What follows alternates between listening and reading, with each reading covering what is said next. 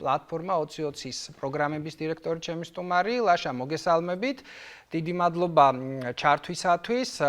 ლაშა, აი ჩვენ ვადევნებთ დღეს ასეთ პროცესს ყურადღებას, რომ ერთი მხრივ გაჩნდა რაღაცა პერსპექტივა, რომ უფრო მეტი დემოკრატია შეიჭრა, შეიძლება იძულებით ხელისუფლების მხრიდან, მაგრამ მაინც უფრო მეტი დემოკრატია შეიჭრა საარჩევნო სისტემაში ბარიერის თვალსაზრისით.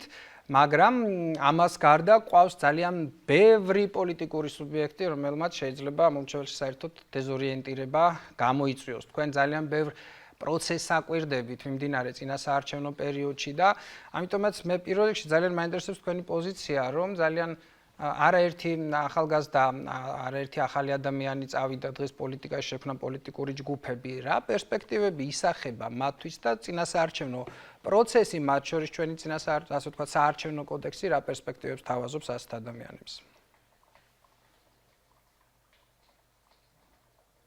ერთგულმაყურებელს დიდი მადლობა მოწვევისთვის, მიხარია რომ ხედავთ ეთერში. დიდი მადლობა. გისურვებთ. ძალიან მნიშვნელოვანი პროცესია, ფაქტობრივად 2020 წლის 31 ოქტომბრის არჩევნები არის ძალზედ მნიშვნელოვანი ჩვენი დემოკრატიისთვის.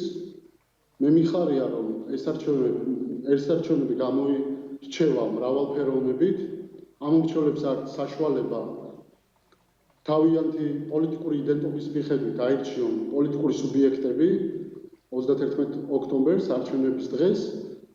ეს რა თქმა უნდა არის წინგადადგმული ნაბიჯი ჩვენი დემოკრატიისთვის, თუმცა გამოწვევა გვაქვს უამრავი საარჩევნო ადმინისტრაციის ნაწილში, საარჩევნო კამპანიის ნაწილში.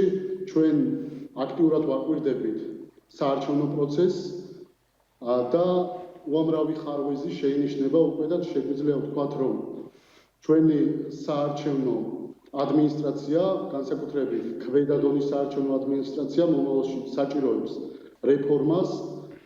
ეუთო ოდირის მოგესალმებით, ეუთო ოდირის რეკომენდაცია იყო 2018 წლის საპრეზიდენტო არჩევნების შემდგომ, რომ ყურადღება გაემახვილებინა ხელისუფლებას ქვედა დონის საარჩევნო ადმინისტრაციის მიმართულებით, რადგანაც იყო გამოწვევა მიუკერძოებლობის კომპეტენციის ნაწილში. სამწუხაროა, რომ კანონმდებლობის და საარჩევნო რეფორმის ფარგლებში არ მოხდა ამ რეკომენდაციების, პრიორიტეტული რეკომენდაციების გათვალისწინება, მთლიანად პასუხისმგებლობა დაეკისრა და პრაქტიკულად უნდა განეხორციელებინა ამ რეკომენდაციის შესრულება უზრუნველყო ცესკოს, მაგრამ ცესკო დღეს ძალიან ცუდ მდგომარეობაშია, ვინაიდან არსებობს მავნე პრაქტიკა. ჩვენ კარგად ვიცით, რა ხდება საოლქო საარჩევნო კომისიებში, ეს წლებია ეს პროცესი მიმდინარეობს, როგორ ხდება საოლქო საარჩევნო კომისიების დაკომპლექტება, როგორ ხდება ხელისუფლების მიერ ამ კონკურსების ჩაგდება, პირდაპირ თქვა და ეს არ არის კონკურსები, გულისხმობ იმას, რომ გამოცხადებული იყო საოლქო საარჩევნო კომისიების კონკურსი, სადაც უნდა მომხდარიყო საოლქო საარჩევნო კომისიის და არჩევნების დღის ორგანიზატორების, ესე რომ ვთქვათ, შერჩევა, რომლებიც უნდა ყოფილიყვნენ დამოუკიდებლები, თუმცა დღეს ჩვენ მივიღეთ კონკურსი, სადაც მთლიანად წარმოდგენილია ქართული ოცნების პოლიტიკური აქტივი და თავისთავად ეს ადამიანები ვერ ჩაითვლებიან დამოუკიდებლად, ასევე გვაქვს კომპეტენციის ნაკლებობა და ეს შეიძლება აისახოს უშუალოდ არჩევნების დღეზე. ლაშა, რა მინდა გკითხოთ? აი ძალიან ხშირად, როდესაც არჩევნების გაყალბების პერსპექტივებზე თუ საშიშროებებზე ლაპარაკობენ ხოლმე, ძირითად გაცვეთილ ფორმად ასახელებენ თქვათ რაღაც საარჩევნო ყუთებთან ურთიერთობას და მერე მათ გაფორმებას. პირადად მე როგორც სპეციალისტმა პროპაგანდის მიმართულებით არაერთი ხერხი ვიცი, რომელიცაც სულ არ სჭირდება, ასე ვთქვათ, ყუთებში და რიცხვებში შეცვლა რაღაცა პროცესის, არამედ მოდიფიცირება სიტუაციის ისე, რომ საერთო ჯამში არჩევნების გაყალბების ფორმა კონდეს ამასაც.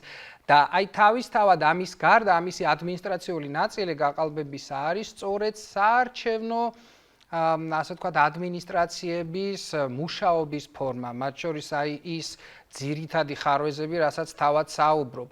არის თუ არა ეს ხარვეზები, თქვათ, შეიძლება ჩვენ გავზომოთ ეს ისე, რომ კონდეს, თქვათ, რაღაცა, თქვათ, როგორც შეიძლება არსებობდეს რაღაც გარკვეული ცდომილებები და თქვათ ეს ბუნებრივი იყოს ან ცდომილებები, რომლებიც ცდომილების საზომიზე ბევრად მეტია და უფრო სისტემურ პრობლემას აჩვენებს. ანუ მიზან-მიმართულ პროცესსა იმისოდ, რომ არჩევნების გაყალბების ერთ-ერთი ფორმა იყოს სწორედ აი ამ საარჩევნო ადმინისტრაციების მუშაობა. აი მე მაინტერესებს შენი შეფასება, ეს არის რაღაცა ცდომილების ფარგლებში, რომელიც სასურველია დაიხვეწოს, მაგრამ ბუნებრივად შეიძლება ეს თქვათ სისუსტეები კონდეს თუ აქ უფრო მოჩანს ხელისუფლების მხრიდან ისეთი სისტემური დამოკიდებულება, რომელიც თავისთავად არჩევნების პროცესს ადმინისტრაციის მხრიდანაც ქმნის მართვაც, საიმისოდ რომ ეს ყველაფერი საერთო ჯამში მეტი სიყალბე ხელისუფლების სასარგებლოდ შევიდეს. მადლობა შეკითხვისთვის არჩილ. ძალიან საინტერესო ასპექტზე გაამახვილე ყურადღება. დიახ, ნამდვილად ესეა. ეს არის მავნე პრაქტიკა, ეს დღეს დღევანდელი პრობლემა არ არის. ისტორიულად მოგწევს და მართალია ცენტრალურმა საარჩევნო კომისიამ კონკრეტული ნაბიჯები გადადგა და მნიშვნელოვნად განვითარდა სისტემურად, თუმცა გამოწვევად რჩება საარჩევნო კომისიების და საარჩევნო ქვედა-დონის საარჩევნო ადმინისტრაციის დაკომპლექტების და კომპეტენციის პრობლემა, განსაკუთრებით მიუკერძოებლობის ნაწილში. ერთი ცხადად შეგვიძლია ვთქვათ, რომ ხალხის ნებას ვერავინ ვერ შეცვლის, თუმცა ამ არჩევნებთან მიმართებით ჩვენ გვაქვს მდგომარეობა, არის პანდემია და სამწუხაროდ ჩვენი საერთაშორისო პარტნიორები ვერ ახერხებენ პანდემიის გამო დააკვირდნენ უშუალოდ ადგილზე არჩევნებს. ჩვენ ვიცით NDI-ის და IRA-ის შემთხვევაში, რომ ისინი დისტანციურად იქნებიან ჩართული ამ პროცესში, ამიტომ მნიშვნელოვანი როლი ეკისრება ადგილობრივ სადამკვირვებლო ორგანიზაციებს. ჩვენ ამ პასუხისმგებლობას რა თქმა უნდა ვიღებთ. ჩვენ ვაკვირდებით როგორც საარჩევნო კამპანიას ველზე, ასევე ვაკვირდებით ცენტრალური საარჩევნო კომისიის და მთლიანად საარჩევნო ადმინისტრაციის მუშაობას. რა შეგვიძლია დღეს ვთქვა? ჩვენ შეგვიძლია დღეს ვთქვათ, რომ კონკურსი, რომელიც გამოაცხადა CESCOM მაგალითად, ეგრეთ წოდებული დამოუკიდებელი საარჩევნო კომისიების ნაწილში, დროებით კომისიის წევრს გულისხმობ, მე-6 წევრს, ჩვენ ამასთან დაკავშირებით გქონდა არაგეგმიური ანგარიში, სადაც დავადგინეთ 72 შერჩეული და არჩეული წევრისგან 22 ადამიანი პირდაპირ არის აფილირებული ქართულ ოცნებასთან. ეს ინფორმაცია ჩვენ სადაც დავადგინეთ არის საჯარო. CESCO შეეძლო ამის გადამოწმება, თუმცა არ უზრუნველყო ეს. შეარჩია ისეთი ადამიანები, რომლებიც პირდაპირ პოლიტიკური იდენტობა დაფიქსირებული აქვს საჯარო სივრცეში და პირდაპირ არის მიბმული ქართულ ოცნებაზე. რა თქმა უნდა ეს პრობლემაა. ასევე პრობლემაა ის, რომ 3700 უბანზე გამოცხადა კონკურსი, უნდა შერჩეულიყო 6 ეგრეთ წოდებული დამოუკიდებელი წევრი, თუმცა ჩვენ დღეს გვაქვს სიტუაცია, სადაც 2000 უბანზე 6-6 ადამიანმა შეიტანა ამ კონკურსის საფუძველზე შეიტანა, ესე რომ ვთქვათ, აპლიკაცია და დარეგისტრირდა როგორც კანდიდატი. ყველა უბანზე, 2000 უბანზე არის 6 ადამიანი. არც მეტი, არც ნაკლები. აქ ჩვენ შეგვიძლია პირდაპირ შევაფასოთ ეს პროცესი, რომ გარე ხელი არის ჩარეული. რა თქმა უნდა, ცენტრალური საარჩევნო კომისია შეიძლება არ იყოს ამაში ჩარეული, მაგრამ ჩვენ ვიცით სენსიტიურობა არჩევნების მიმართ როგორია, მაგალითად ჩვენი სახელმწიფო უსაფრთხოების და ვიცით, რომ სუსი ამაში არის ჩარეული, ჩვენ გვაქვს გონივრული ეჭვი, რომ ისინი მთლიანად ამ დაკომპლექტებაში, ამ კონკურსში მთლიანად იყვნენ ჩართულები, თუმცა ჩვენ ვიძლევთ გარანტიას, რომ არ მივცემთ ანუ მთლიანობაში ლაშა მე როგორც ხვდები ასეთი კონცეპტუალური ასე ვთქვათ კრიტიკული შეფასებების ფონზე იხრები იქითკენ რომ მთლიანობაში ხელისუფლების მხრიდან სისტემურია ეს სისუსტეები, რაც შეიძლება არჩევნების გაყალბების ასე ვთქვათ ხერხი იყოს ერთ-ერთი.